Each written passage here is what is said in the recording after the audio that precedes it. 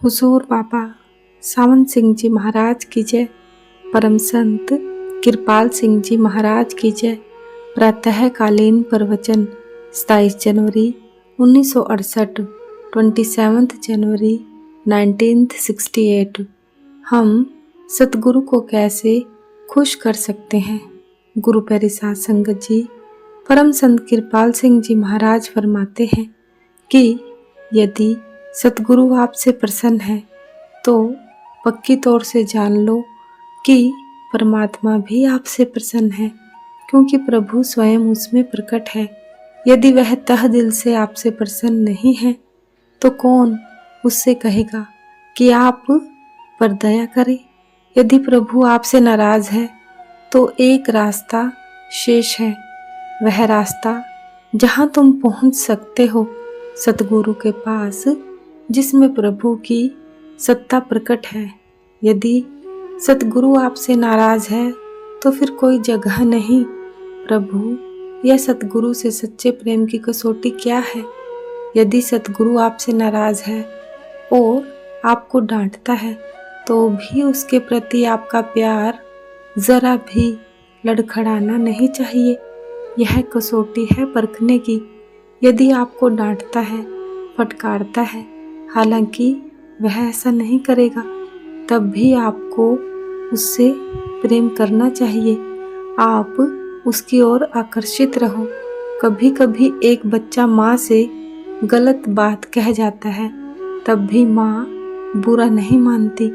अब प्रश्न उठता है कि सतगुरु को हम कैसे खुश कर सकते हैं। दो तरीके हैं।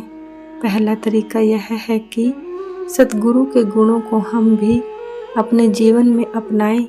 उसके गुण लघु रूप में परमात्मा के गुण हैं। चूंकि सृष्टिकर्ता अपनी रचनाओं से प्यार करता है, इसलिए वह सबको अपने गुण देता है। गुरु भी अपने शिष्यों से प्यार करता है, क्योंकि रूह के लिहाज से वही उनका निर्माता है। वह हमसे प्रेम करता है, इसलिए हम सबसे प्रेम करें। वह किसी को कष्ट नहीं होने देता। आप भी किसी को कष्ट ना होने दो। आप दूसरों के साथ मिल बांटना सीखो। यह कुछ गुण हैं जो सतगुरु में हैं। प्रभु के गुणों की झलक उसमें है। दूसरा तरीका है कड़ाई से, अक्षरशः उसकी आज्ञा का पालन। महाराज जी ने फरमाया कि मैं पांडवों का उदाहरण दूंगा, जिन्हें शिक्षा प्राप्ति के लिए गुरु आश्रम में भेजा गया। पहला पाठ उन्हें दिया गया सच्चाई का, सदा सच बोलने का, सच कहने का। उन्हें यह पाठ याद करने को कहा गया। वे घर चले गए और एक को छोड़कर बाकी अगले दिन वापस आ गए। गुरु ने तब चारों पांडवों से पूछा कि आपका पांचवा भाई कहाँ है। उन्होंने उत्तर दिया कि वह अपना सबक याद कर रहा है।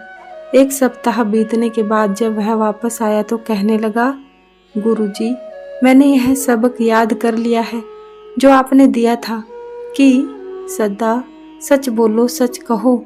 शेष भाइयों ने उसका मजाक उड़ाया। देखिए गुरुजी, हमने ये चंद शब्द जब आपने बताए थे तभी याद कर लिए थे, जबकि ये शब्द याद करने में से एक सप्ताह लग गया। तब गुरुजी ने उन्हें सबक का सही अर्थ समझाया और उन चारों से प्रतिज्ञा करवाई कि वे झूठ नहीं बोलेंगे। अतः जो कुछ भी गुरु कहे उस पर अमल करो, अपने जीवन में उतार लो।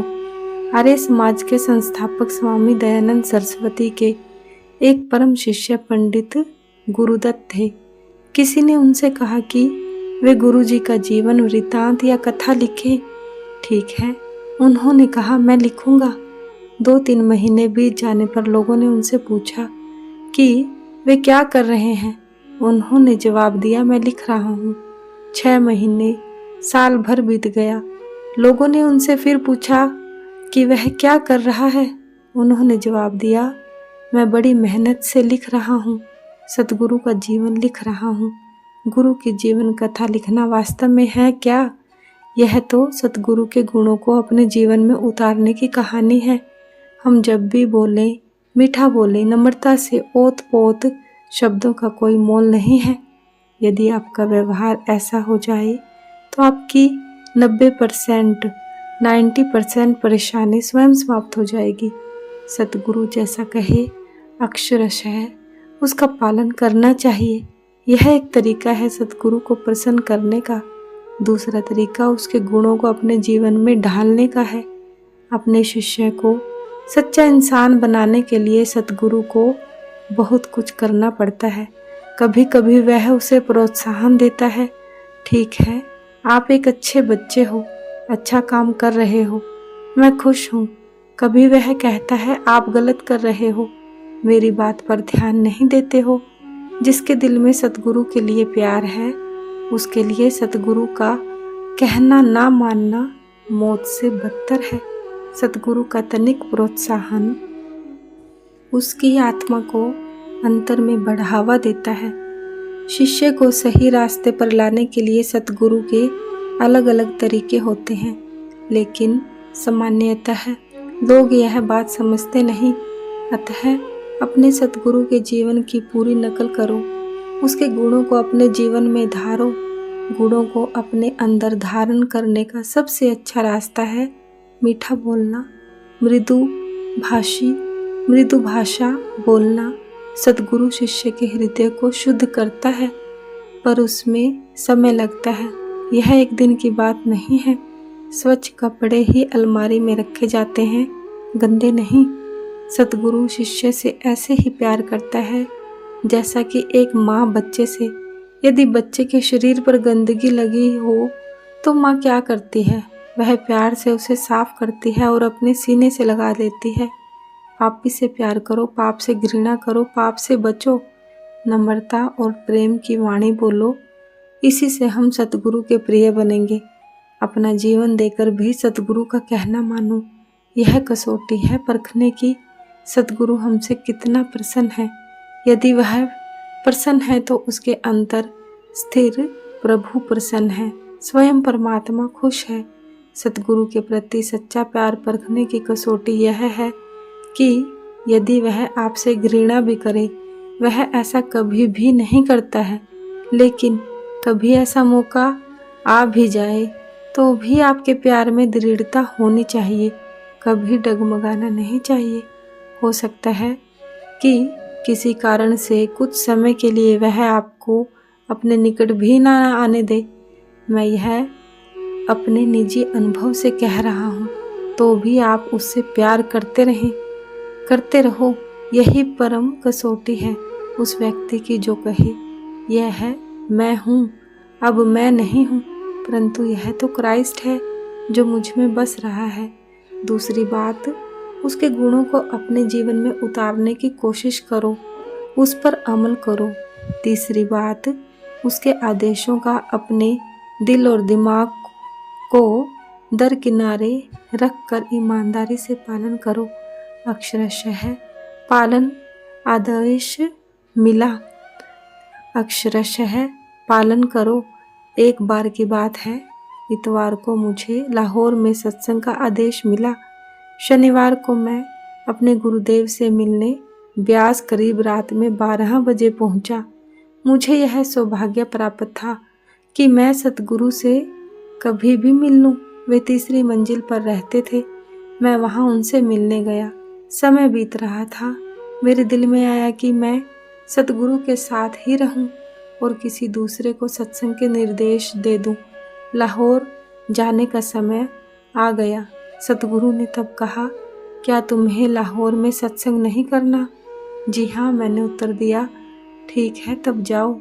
अतः मैंने गाड़ी पकड़ी और सत्संग के लिए लाहौर चला गया। मैंने आपको 3 बातें बताई, यह परखने के लिए कि आपके दिल में सतगुरु के प्रति प्यार है या नहीं। वह तो गुणों की खान है। प्रभु जो गुणों का भंडार है, वह सतगुरु में प्रदर्शित होता है। उन पर अमल करो, अपने जीवन में उन्हें धारो। गुरु आज्ञा का अक्षरशः पालन करो।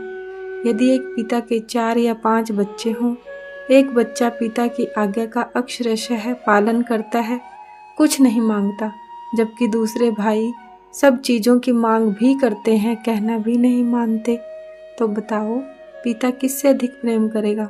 सतगुरु की बातों पर अमल करके उससे प्रसन्न करो। अपने जीवन में सतगुरु के गुणों को उतारो, उन्हें अपनी आत्मा पर लिख डालो। मैंने पंडित गुरुदत्त का उदाहरण दिया था। उनसे क्या शिक्षा मिलती है? सतगुरु का जीवन चरित्र लिखने का अर्थ है उसके गुणों को धारण करना, उसके जीवन को अपना जीवन बनाना। ऐसे ही शिष्य चमत्कारी होते हैं, क्योंकि प्रभु उनमें प्रकट हो जाता है। आज आपके सामने 3 चीज़ें रखी गई हैं। पहले देखो कि आपका प्यार सतगुरु के प्रति सच्चा है या नहीं। यदि वह आपको भला बुरा कहे तो भी आपको आपका प्रेम उससे बना रहे। दूसरी बात, सतगुरु के गुणों को जो प्रभु के ही गुण हैं अपने जीवन में धारण करें। ये गुण हैं सदाचारी सादा जीवन, नम्रता, प्रेम से ओतप्रोत जीवन, और तीसरी बात है अपने जीवन की परवाह किए बगैर उसके कहे पर चलना। यदि सब कुछ सतगुरु पर छोड़ दोगे तो वह स्वयं आपकी देखभाल करेगा। आज मैंने आपके सामने ये 3 बातें रखी हैं। ये पुस्तकों में ऐसे नहीं मिलेंगी जितनी विस्तार से मैंने इस सत्संग में कही हैं। सतगुरु का वही प्यारा होगा जो उसकी आज्ञा का पालन करेगा। वह आपको कभी नहीं छोड़ता है। ध्यान रखो, क्राइस्ट कहता है, मैं आपको किसी भी कारण से संसार के अंत तक नहीं छोड़ूंगा। सतगुरु शिष्य को कभी नहीं छोड़ता।